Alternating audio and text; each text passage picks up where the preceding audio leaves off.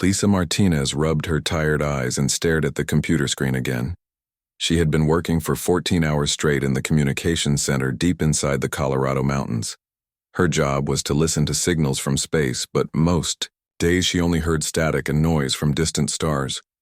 Tonight was different. A strange signal kept appearing in her data. It was weak and broken, but it was not natural. Lisa had heard thousands of space signals before. This one was made by someone, not something. She pressed a few buttons and played the signal again. The sound was like music, but wrong somehow. It had patterns that repeated, like someone was trying to say something important over and over. Lisa picked up her phone and called her boss. "Dr. Walsh, you need to come down here right now. I found something you should see." Dr. Kevin Walsh arrived 20 minutes later with a cup of coffee in his hand. He was the smartest person Lisa knew when it came to languages. If anyone could figure out what the signal meant, it would be him. "What do we have?" Kevin asked as he sat down next to Lisa. "Listen to this," Lisa said. She played the signal through the speakers. The strange musical sounds filled the small room. Kevin listened carefully. His face grew serious.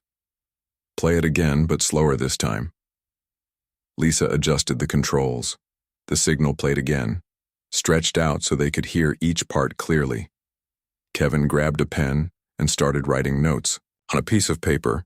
"This is not random," Kevin said after hearing it 3 more times.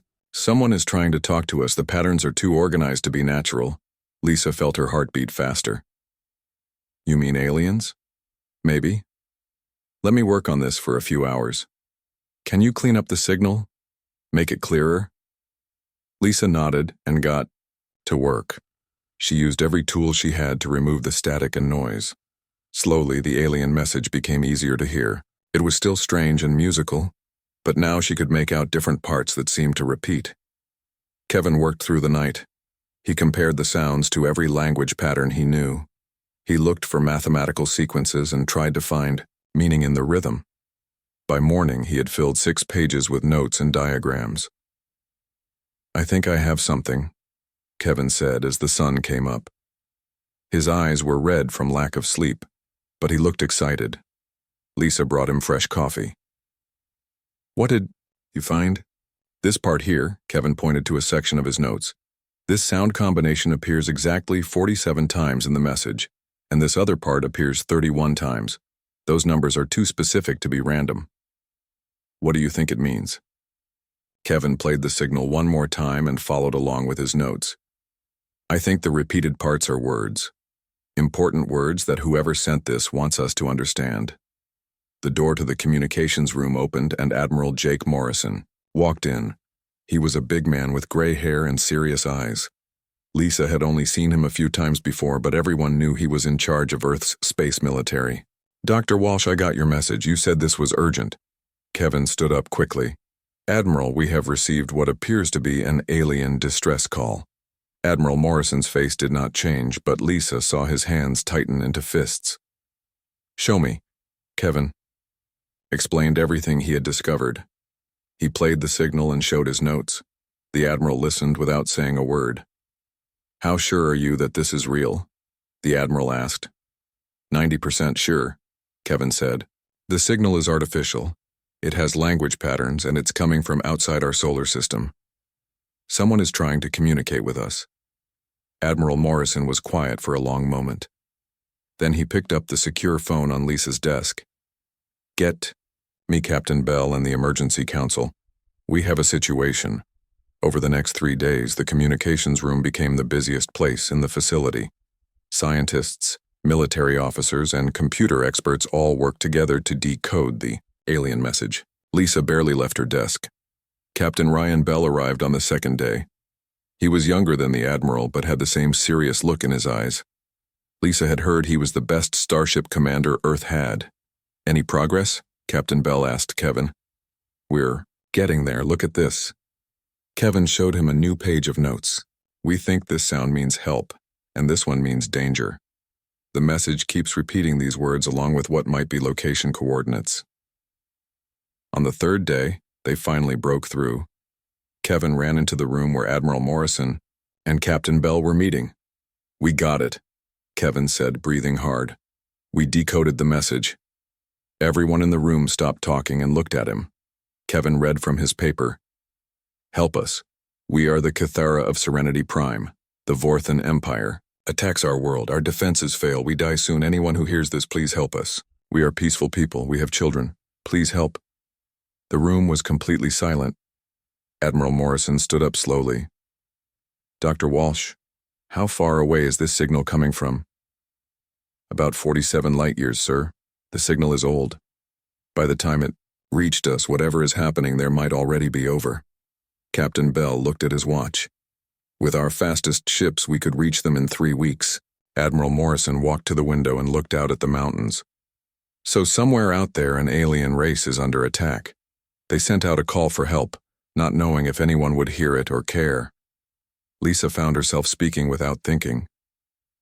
Sir, what if it was us?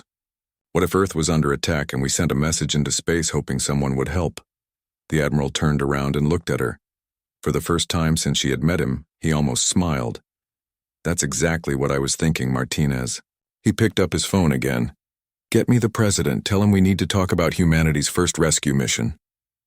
Captain Amy Rodriguez stood on the observation deck of Luna Shipyard and watched hundreds of workers rush around the massive space station. It had been only 5 days since the alien message was decoded, and now everyone was working day and night to prepare Earth's first rescue fleet.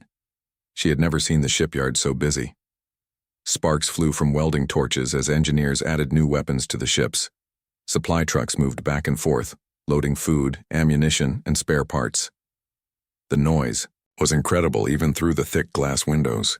Captain Rodriguez, we have a problem, said Chief Engineer Maria Santos as she walked up behind Amy. Maria's uniform was dirty with grease and her hair was messy, but her eyes were bright with excitement. What kind of problem? Amy asked. The, good kind. We have too many volunteers. Every pilot, every soldier, every engineer on Earth wants to go on this mission. I had to turn away 300 people just this morning. Amy smiled. She had expected this. When the news broke that Earth was sending ships to help aliens in trouble, applications flooded in from all over the world. Everyone wanted to be part of history. How are the ship modifications going? Amy asked. Better than expected. We're adding extra armor plating to all 4 ships. The USS Defiance is getting the new experimental plasma shields. The Ranger and Stalwart are being fitted with our latest railguns. And the Phoenix is being loaded with enough medical supplies to treat an entire planet. Amy nodded. The Phoenix was her idea. If they were going to rescue aliens, they needed to be ready to help with injuries and sickness. No one knew what alien bodies were like, but human doctors were smart and could figure it out. Commander Nick Taylor walked over to them carrying a tablet computer. He was Captain Bell's second-in-command and one of the best tactical officers in the fleet. Captain Rodriguez, we just got the crew assignments. Admiral Morrison wants the best people on every ship. Nick showed her the list on his tablet. Amy read through the names. She recognized most of them. These were the people you wanted with you when things got dangerous. Lieutenant Sam Jackson is going to be our tactical officer, Nick said. He's the one who came up with the new fighting strategies we'll be using. Good choice. What about Dr. Walsh and his team? They're all coming with us. Dr. Walsh will be on the Defiance with Captain Bell. Lisa Martinez will handle all communications. We'll also have 12 other language experts in case we need to talk to different alien species. Amy looked back at the ships being prepared in the docks below. The USS Defiance was the largest ship, a heavy cruiser designed for long missions in deep space. The 2 destroyers, Ranger and Stalwart, were smaller but faster and packed with weapons. The Phoenix looked like a hospital that could fly between the stars. Any word on what we're going up against? Amy asked. Nick's face became serious. Intelligence says the Vorthan Empire has been around for over 1,000 years. They have conquered dozens of planets. Their ships are fast and heavily armed with energy weapons. And they don't like other species much, Maria added. From what our computers figured out, they think everyone else is inferior. That's why they attack peaceful planets. Amy felt anger growing in her chest. She had read the full alien message that morning. The Cathara sounded like good people who just wanted to live in peace and trade with other worlds. The idea of bullies attacking them made her want to fight. A loud announcement echoed through the shipyard. All crew members report to your ships for final briefing. Departure is in 6 hours. The three officers looked at each other. After days of preparation, it was finally time to go. Are we ready for this? Nick asked quietly. Maria laughed. Are we ready to fly across the galaxy to fight aliens we've never seen before to save other aliens we've never met? Probably not. Are we going to do it anyway? Absolutely. Amy walked down to the Defiance where Captain Bell was addressing the Lai crew. Over 200 men and women stood in perfect rows listening to their commander. We don't know exactly what we'll find when we get to Serenity Prime, Captain Bell was saying. The alien message is 3 weeks old. The battle might already be over. The Cathara might already be dead. But we're going anyway, because that's what humans do. We help people who need help, even if they're not human. One of the young sailors raised his hand. Sir, what if the Vorthon Empire decides to attack Earth after we beat them? Captain Bell smiled. Then they'll learn the same lesson the Cathara are about to learn. Humans don't give up, and we don't abandon our friends. Later that night, Amy stood in her quarters on the Phoenix and looked out at Earth. The blue and green planet looked peaceful and beautiful. In a few hours, she would leave it behind and travel farther from home than any human had ever gone. Her door chimed and Dr. Walsh came in carrying 2 cups of coffee. Couldn't sleep either? He asked, handing her a cup. Too much to think about. What if we're making a mistake? What if we're not strong enough to fight an empire that's been conquering worlds for 1,000 years? Dr. Walsh sat down in the chair across from her. You know what I think? I think the Vorthon Empire has never fought anyone like us before. They've been beating up peaceful trading species and farmers. They've never met anyone who came from a world as dangerous as Earth. What do you mean? Think about it. Earth is a death world. We have poisonous animals, deadly diseases, extreme weather, earthquakes, volcanoes, hurricanes. Our ancestors had to fight just to survive every single day. That made us tough in ways that people from gentle worlds can't understand. Amy thought about this. Humans did seem to be unusually good at fighting and surviving. Maybe that would be enough. Plus, Dr. Walsh continued, we have something the Vorthon Empire doesn't have. What's that? We actually care about the people we're trying to save. We're not fighting for conquest or glory. We're fighting because it's the right thing to do. That makes us stronger. The ships launched at midnight. Amy watched through the bridge windows as Earth grew smaller behind them. 4 human ships carrying 800 people on humanity's first mission to help aliens in trouble. The journey to Serenity Prime would take 3 weeks. Amy hoped they would arrive in time to make a difference. The human fleet dropped out of hyperspace at the edge of the Serenity Prime system. Captain Bell stood on the bridge of the USS Defiance and stared at what they found there. His hands gripped the armrest of his command chair so tight his knuckles turned white. My God, whispered Lieutenant Sam Jackson from his tactical station. The blue-green planet of Serenity Prime hung in space like a beautiful jewel, but it was surrounded by death. Massive alien warships, each one twice the size of the Defiance, floated in orbit around the world. Bright flashes of light came from their weapons as they fired down at the planet's surface. Smaller ships darted between asteroids near the planet. These had to be the Cathara defenders, but there were so few of them. Lisa Martinez counted only 12 ships still fighting against more than 30 enemy vessels. Communications, try to contact the defenders, Captain Bell ordered. Lisa worked. At her station, sending out the greeting message Dr. Walsh had prepared during their journey. She used the same language patterns they had learned from the original distress call. A few seconds later, her board lit up with an incoming signal. Captain, I'm getting a response, Lisa said with excitement in her voice. The main screen flickered and then showed the face of an alien. The Cathara looked almost human, but taller and thinner.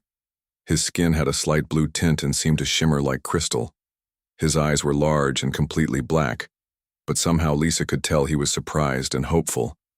I am Commander Zeth Kai, of the Cathara Defense Fleet, the alien said. His voice was musical like the distress signal they had received. "You are not Vorthon. Who are you?" Captain Bell stepped forward. "I am Captain Ryan Bell of the Earthship Defiance. We received your distress call. We're here to help." Commander Zethka's face showed amazement. "Earth? You traveled from another star to help us? But we have never met your people before. Why would you come?" "Because you asked for help." "Captain," Bell said simply. "That's enough." Before Commander Zethka could respond, alarms started ringing on the Defiance. Lieutenant Jackson's voice cut through the noise. "Captain, 6 large ships are moving toward us from the main enemy fleet. They'll be in weapons range in 3 minutes. The screen switched to show the approaching Vorthon warships. They were dark and angular, covered in weapon ports that glowed with red energy. They moved in perfect formation like predators closing in on prey. "Incoming transmission from the lead enemy ship," Lisa reported. The screen changed again and now showed a different, alien face. This one was reptilian with scales instead of skin. His eyes glowed red and his mouth was full of sharp teeth. When he spoke, his voice was harsh and full of anger. "Unknown vessels. I am War Prime Thexus of the Vorthon Imperial Fleet. You will withdraw from this system immediately or you will be destroyed. This world belongs to the Empire now." Captain Bell looked at the alien warrior for a long moment. When he spoke, his voice was calm but deadly serious. "War Prime Thexus, I am Captain Bell of the human fleet. We're here to help our friends. You're in our way." War Prime Thexus laughed, showing all of his sharp teeth. "Humans? I have never heard of your species. Your ships look primitive and weak. You have 4 small vessels against my entire fleet. Leave now and I will let you live." "Counteroffer," Captain Bell said. "You stop attacking peaceful people and we won't have to show you how primitive our ships really are." The Vorthon commander's face twisted with rage. "Destroy them!" he roared, and the transmission cut off. Lieutenant Jackson watched his tactical display as the enemy ships got closer. "Captain, they're charging their weapons. Energy readings are off the charts." "All ships, battle stations," Captain Bell announced over the fleet communications. "Remember your training. These aliens have never fought humans before. Show them what that means." The Vorthon ships opened fire first. Bright red beams of energy lanced out across space toward the human fleet. The USS Ranger took a direct hit on its front shields and sparks flew across its bridge. "Shields holding at 60%, reported Commander Nick Taylor. "Return fire," Captain Bell ordered. The human ships responded with weapons the Vorthon had never seen before. Instead of energy beams, the human railguns fired solid metal projectiles at incredible speed. The first salvo from the USS Ranger punched straight through the energy shields of the lead Vorthon ship and smashed into its hull. War Prime Thexus watched in shock as his lead destroyer exploded. "Impossible! How did their primitive weapons penetrate our shields?" His weapons officer looked terrified. "War Prime, their weapons are not energy-based. Our shields are designed to stop plasma and laser fire. These kinetic projectiles pass right through." The battle quickly turned into chaos. The Vorthon ships were faster and had stronger shields, but they had never faced solid projectile weapons before. Every time they thought they were safe behind their energy barriers, human railgun rounds tore through them like they weren't there. Lieutenant Sam Jackson coordinated the human attack from his station. "Stalwart, target the ship on the left. Ranger, focus fire on their engines. Phoenix, stay back and provide cover." The human ships moved in ways the Vorthon didn't expect. Instead of staying in formation and trading shots at long range, they split up and attacked from different angles. They used the asteroids for cover and coordinated their fire to overwhelm individual enemy ships. Commander Zeth Ka watched the battle from his damaged ship and couldn't believe what he was seeing. "They fight like hunters, not like soldiers," he told his crew. "Each ship acts independently, but they work together perfectly." A second Vorthon ship exploded as the USS Defiance hit it with a full spread of nuclear missiles. War Prime Thexus realized he was losing ships to an enemy he had never taken seriously. "All ships withdraw to the main fleet," he ordered. "We need to regroup and analyze these new weapons." As the surviving Vorthon ships pulled back, Captain Bell opened communications. with Commander Zethka again. Commander, are your people safe for now? Yes, thanks to you, but I must warn you, what you just fought was only a small part of their fleet. War Prime Thexus has over 30 warships in orbit around our world. Captain Bell looked at his tactical display. Lieutenant Jackson was right. The main Vorthan fleet was massive compared to their 4 ships. Commander Zethka, we didn't come this far to give up now. Can your ship still fight? The Kithra commander's crystalline face seemed to glow brighter. With allies like humans fighting beside us, we will fight until our last breath. Good. Then let's go save your world. The main battle began 2 hours later. War Prime Thexus had brought his entire fleet to destroy the human ships. 32 Vorthan warships moved in perfect formation toward the 4 human vessels hiding behind the largest moon of Serenity Prime. Lieutenant, Colonel Jason Wright stood in the launch bay of the USS Defiance, checking his spacesuit one last time. Behind him, 40 Marine soldiers were doing the same thing. They were about to do something no human had ever done before: board an alien warship in the middle of a space battle. Remember, these aliens have never fought anyone like us, Jason told his Marines. They expect civilized warfare at long range. We're going to get up close and personal. Pilot Hannah Clark climbed into her fighter cockpit and started the engines. She was leading a squadron of 12 small attack ships that would escort the Marine boarding pods to their targets. Her fighter was tiny compared to the alien warships, but it was fast and hard to hit. Phoenix Squadron, this is Hannah. Everyone, ready for the ride of your life? 11 other pilots answered with excitement in their voices. They had trained for this mission for weeks, but no one really knew what to expect. On the bridge of the Defiance, Captain Bell watched the Vorthan fleet approach. Lieutenant Jackson had come up with a plan that was either brilliant or completely insane. Maybe both. All ships, begin Phase 1, Captain Bell ordered. The human fleet suddenly broke apart and scattered in different directions. The USS Ranger dove down toward the planet's surface. The Stalwart shot up toward the system's outer asteroids. The Phoenix moved behind Serenity Prime's second moon. Only the Defiance stayed in place. War Prime Thexus watched this happen and felt confused. Why are they splitting up? That makes them weaker, not stronger. His tactical officer shook his head. Unknown, War Prime. This does not match any military strategy in our databases. The Vorthan fleet continued forward in their tight formation. This was how civilized species fought wars: organized, predictable, and efficient. War Prime Thexus expected the humans to surrender once they saw how outnumbered they were. That's when the USS Ranger came screaming up from behind the planet, flying so low over Serenity Prime that its hull scraped the atmosphere. It had used the planet's gravity to build up incredible speed. Impossible, shouted the Vorthan weapons officer. No ship can move that fast and still maintain control. The Ranger opened fire with every weapon it had while flying past the Vorthan formation. Railgun rounds and nuclear missiles tore into 3 enemy ships before they could react. 1 Vorthan destroyer exploded immediately.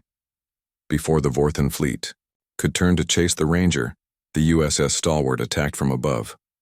It had hidden behind an asteroid and used the rock as a shield while it charged its weapons. Now it dropped down on the enemy fleet like a stone falling from the sky. Chief Engineer Maria Santos had made special modifications to the Stalwart's nuclear warheads. When they hit the Vorthan ships, they didn't just explode. They created electromagnetic pulses that scrambled alien electronics. 2 more Vorthan ships went dark as their power systems failed. What kind of warfare is this? War Prime Thexus roared. They attack from all directions at once. They use gravity and asteroids like weapons. That's when the real surprise began. Hannah Clark led her fighter squadron straight at the confused Vorthan fleet. The tiny human ships weaved between the massive alien warships like birds flying through a forest. Phoenix Squadron, pick your targets, Hannah said into her radio. Remember, we're not trying to destroy these ships. We just need to damage them enough for the Marines to get aboard. The fighters used their speed and size to avoid the Vorthan weapons. The alien energy beams were designed to hit large targets, not small, fast-moving fighters. Hannah's ship danced between laser blasts and fired its missiles at the weapon ports of enemy ships. Meanwhile, Lieutenant Colonel Jason Wright's Marines were preparing for the most dangerous part of the plan. Their breach pods were small armored capsules designed to punch through ship hulls and let soldiers board enemy vessels. "Boarding teams, launch now," Captain Bell ordered.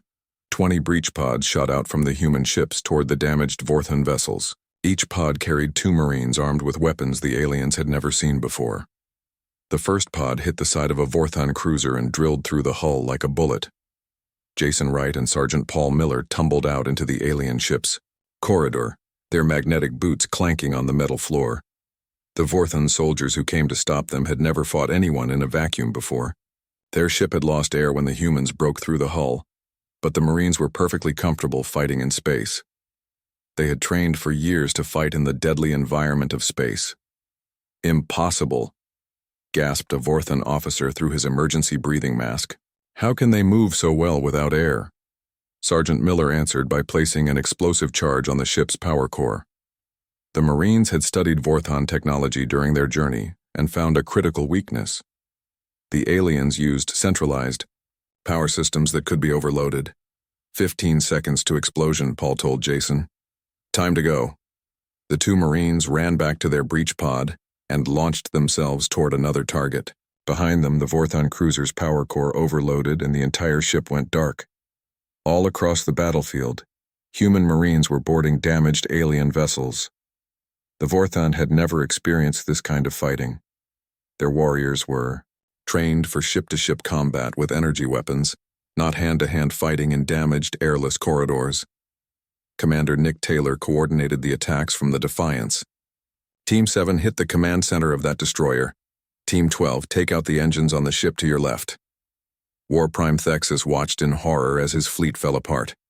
Ship after ship went dark as human soldiers destroyed their power cores. From the inside, the humans fought like they enjoyed danger, like they had been born in the vacuum of space.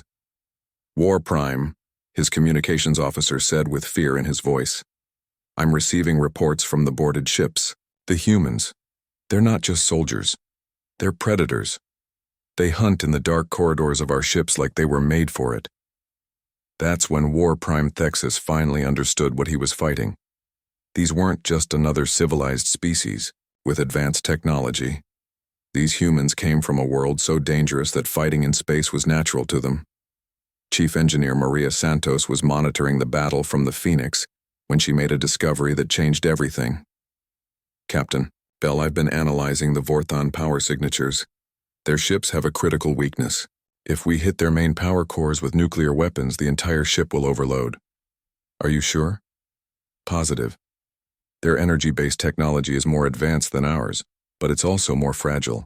A nuclear explosion near their power core will cause a chain reaction." Captain Bell smiled grimly. "All ships, new target priority. Aim for their power cores with nuclear warheads." The tide of battle turned completely.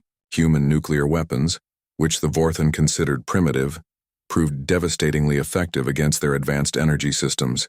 Ship after ship exploded as their power cores overloaded. War Prime Thexus realized his mistake too late. He had underestimated these humans because their technology looked simple. But simple didn't mean weak. These Deathworld warriors had learned to fight in ways that made their crude weapons incredibly effective.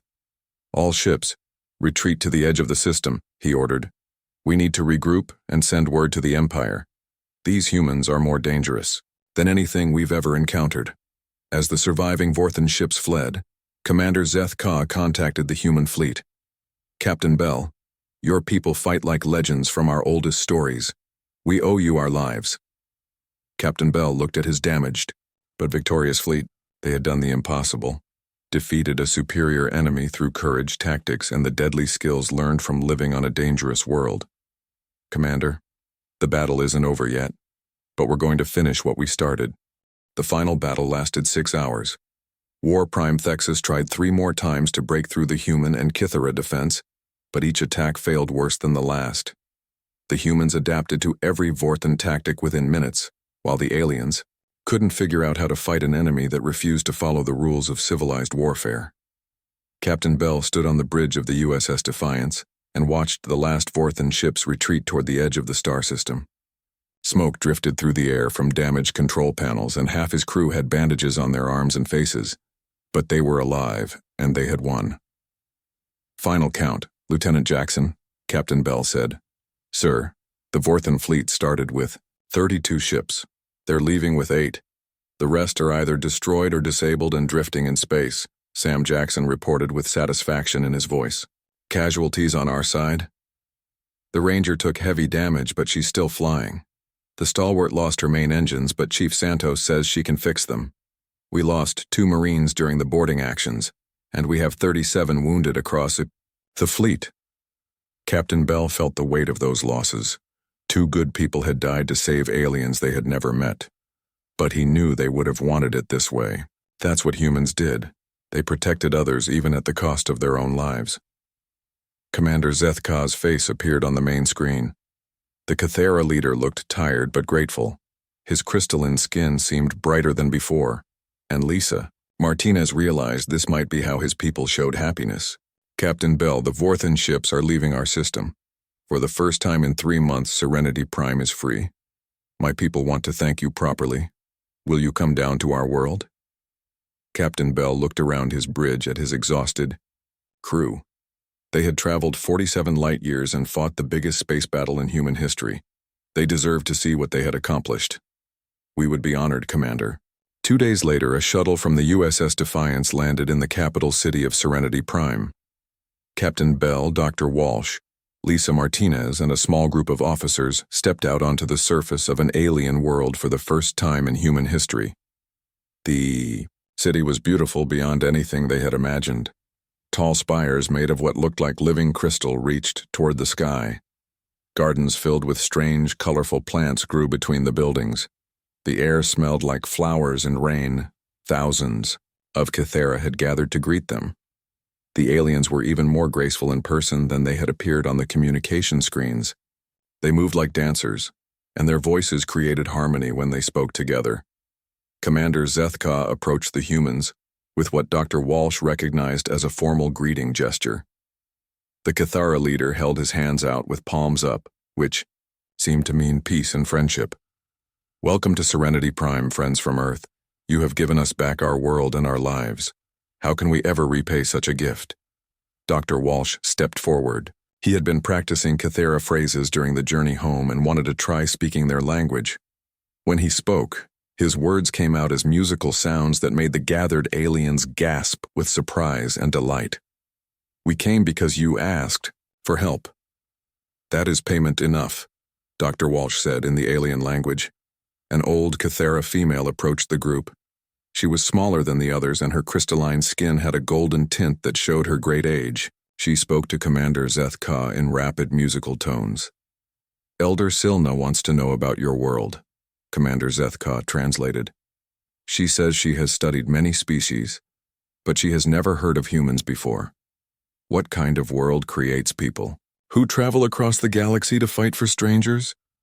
Captain Bell thought about how to answer that question. How do you explain Earth to someone who had lived their whole life on a peaceful world? "Our world is dangerous," he said finally. "We have storms that can destroy cities, earthquakes that split the ground open, and animals that hunt us for food.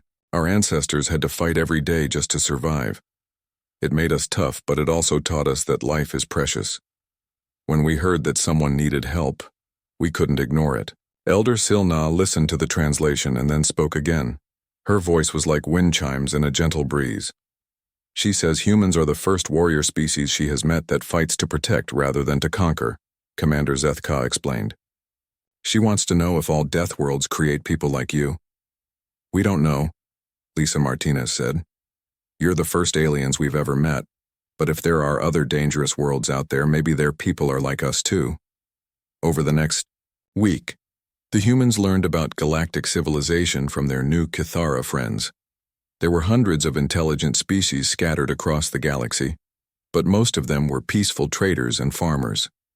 The Vorthan Empire was one of only a few aggressive military powers, and they had been conquering worlds for over 1,000 years.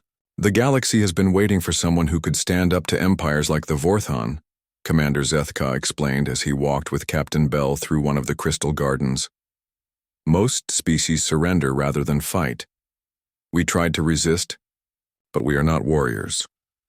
You fought bravely, Captain Bell said. Your ships held out for months against impossible odds. Yes, but we would have lost without you. The Vorthon have never been defeated like this before. Word of what happened here will spread across the galaxy. Dr. Walsh was busy in the Kithera libraries, learning everything he could about other alien species and galactic politics. What he discovered worried him. Captain, we need to talk, Dr. Walsh said when he found Captain Bell in the human embassy they had set up. The Vorthon Empire controls over 200 star systems. What we fought here was just a small exploration fleet. When they tell their leaders what happened, the Empire might decide that humans are a threat.